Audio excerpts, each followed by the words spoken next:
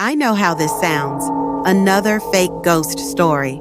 Another desperate attempt for attention. But I promise you, if you were me, if you had to hear what I hear every single night, you wouldn't be so quick to call it fake. My sister, Emily, died in a car accident 6 years ago. She was 19, a freshman in college, full of life. Her laugh was loud, contagious. She was the kind of person who walked into a room and made it feel warmer. I was 21 at the time, her big brother. I was supposed to protect her. I failed. It happened on a Saturday night. The roads were wet from the storm earlier that day, the air thick with mist. We were coming back from a party. She was drunk, but I was sober. I was the responsible one, until I wasn't.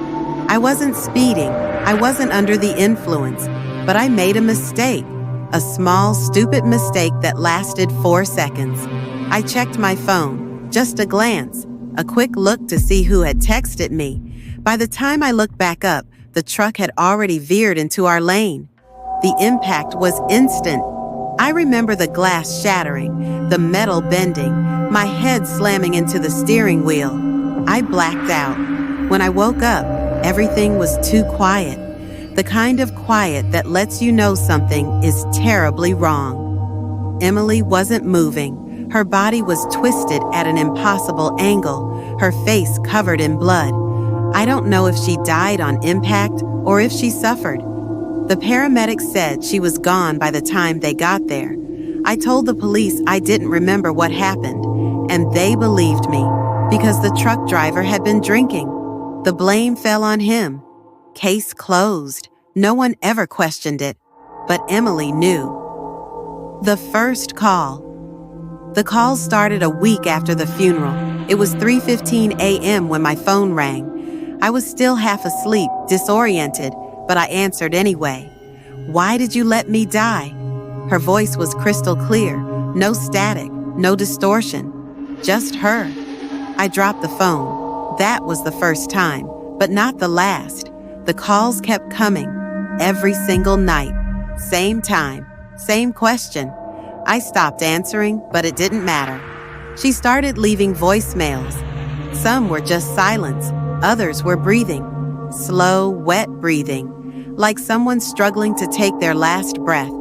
I changed my number, got a new phone, even moved to a different apartment. But it didn't stop. The nightmares. Then came the nightmares. At first, they were just flashes, headlights, screaming, the taste of blood. But then they got worse. I started seeing it from her perspective. I'd feel the impact, hear my own screams. I'd feel the glass slicing through my skin, the weight of the car crushing me. But the worst part? The moment before everything goes black. The moment where she realizes she's going to die. The pure terror in her eyes.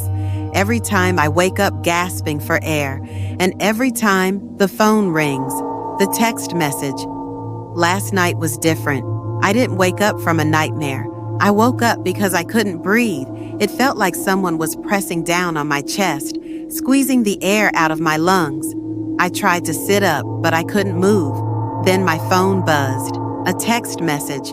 "Look outside." I didn't want to. I really, really didn't want to. But I did, and that's when I saw her, Emily, standing under the streetlight, her head tilted at an unnatural angle.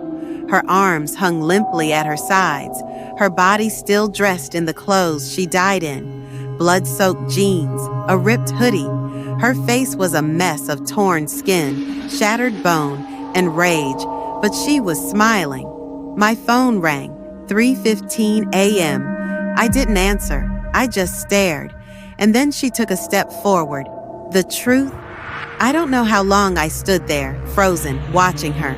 But eventually, my phone buzzed again. Another text. Time's up. The lights in my apartment flickered. The TV turned on by itself, playing static at full volume. My phone screen glitched, warping her last message until the words twisted into something new. "I want you to see what I saw." Then everything went black. When I woke up, I wasn't in my apartment anymore. I was sitting in my car. The night of the accident. The truck was coming. I knew it was coming. I tried to move, to scream, to do anything, but I couldn't. This time, I wasn't in the driver's seat. I was in Emily's. I watched as I glanced down at my phone, as the headlights grew closer, as the impact ripped me apart from the inside out. And then I woke up, back in my apartment. But something is different now. My phone isn't ringing at 3:15 anymore because I don't need the calls. I remember everything. I remember what she saw, and I think I finally understand what she wants. I don't think this is over. Not yet.